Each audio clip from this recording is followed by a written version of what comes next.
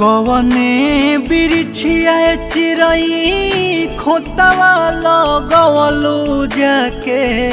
कवने बिरछिया चिरई खोतवा लगवलू जाके।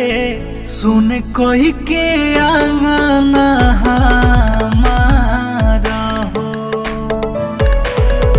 उड़ गइलू पखिया पसार हो। नेहिया के डोरी तोड़ी चले गइलू चुपे चोरी। कवने नगरिया कवने गाँव हो। खोजिले मन में बन में धाई धाई घरे आंगन में। धरती आकाश